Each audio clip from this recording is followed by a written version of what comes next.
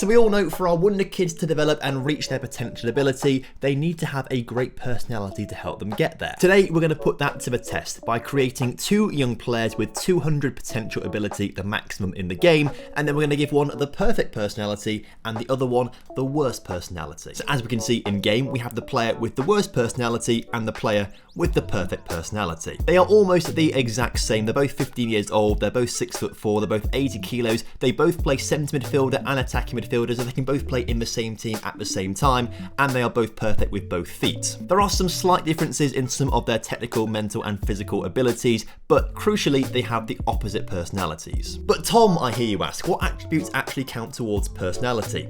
I'll tell you. The first and most obvious is the mental attribute of determination. The perfect personality has 20 out of 20 for determination, whereas the worst player has 1 out of 10 for determination. The other attributes that funnel into personality are hidden attributes, and we've got the in-game editor enabled to see those hidden attributes. So starting off with ambition, obviously how ambitious a player is, 20 is great and 1 is rubbish. Loyalty also really important, 20 out of 20 is a pretty decent attribute for that one, but 1 out of 10 makes the player a proper mercenary. Pressure is also really important. 1 out of 20 means that they crumble if you tell them their hair doesn't look quite right today, whereas 20 out of 20 pressure means they'll be able to withstand anything you throw at them. I personally think that professionalism is the most important attribute. This is really important for how well players train and develop. It just is the attitude towards training. The more professional, the better they're going to train and the better results you're going to get out of their development. Sportsmanship is an interesting one as well. I don't know how much it actually plays in terms of players' development, but it does count towards personality. 20 is seen as really good and 1 is seen as not quite so good, but it's not that important, I don't think, in a player's development. Temperament, though, is really important in terms of players' development. 1 out of 20 temperament essentially means that if you criticise them in a team talk, they will start a riot in the changing rooms, whereas 20 out of 20 for temperament means that they will take your criticism on board, use it and develop with it. And then controversy is an interesting one. 20 out of 20 for controversy means that they will go behind your back and stab you to the media all the time, whereas 1 out of 20 for controversy means that basically they'll do whatever you say and they're pretty chilled and laid back and relaxed. So as a result, I've given the perfect personality to the perfect personality player, and they have the personality of model citizen, the best you can get in the game. Interestingly, as you've seen, we have given the worst personality possible to the worst personality player, but according to the game, their personality is balanced, and I think that could be a bug. I'm not entirely sure why it's not worse than that, because we literally cannot make it any worse, but for whatever reason it's set to balanced. We're going to find out how that actually works out in the game later on. Obviously we want these players to develop nicely, so I've offered them up to Ajax, one of the best clubs in the world for developing youth players, and coincidentally I've literally just been to Amsterdam for TwitchCon this past weekend. It was a lot of fun, although I am recording this before I went to Amsterdam, so it probably will be a lot of fun. But if you do want to come and watch some of the streams that I do, there's a link down in the description to Twitch. Come along, join in, and we're having a good fun save with Venezia right now. It's a lot of fun. Before we jump into the future as well, also worth pointing out that the worst personality player has a current ability of 116, which is quite high. The perfect player also has a current ability of 116, so remember those because they are very important for later on. So I have jumped 5 years into the future to see how these players have initially got on development-wise. They're now 20 years old, and the perfect personality player is no longer at Ajax. They're actually at Chelsea and did have a stop off at Porto along the way, which is really interesting. So already plenty of different clubs on their way to development, and this is the ambition being put forward.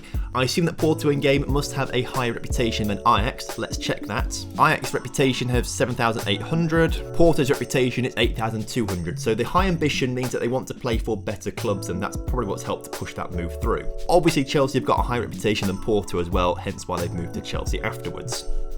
But as we can see, the attributes are absolutely mental. They've obviously done really, really well in developing. If we have a look at the player attribute details, already up to 182 current ability. Wow, that is super impressive. What we have seen though, interestingly, is some of these hidden attributes have just dropped from 20 a little bit, dropping down to 19 in some areas. So hidden attributes can change over time, particularly when players are young. You can change players' personalities with tutoring and mentoring and training and stuff like that. The worst personality player though still at Ajax, and the attributes are nowhere near as good as the perfect personality player, which is really, really interesting. You can see already that it's just not working out for them. Wow, it's really not worked out for them. Current ability 121.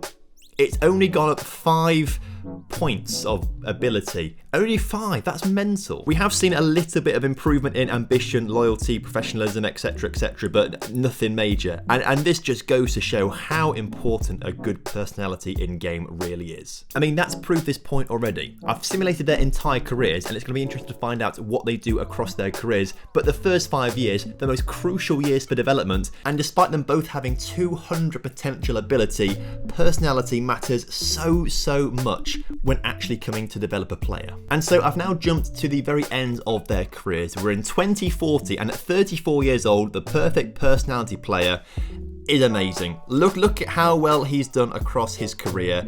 429 appearances for Real Madrid and 147 goals. What a man. At 34 years old, his current ability is 193, which does suggest it's actually dropped down a little bit. I think he probably would have easily hit 200. But also had 167 caps for the Netherlands, 118 goals in that time. How many Ballon d'Ors do you reckon this guy's won? Interestingly, none.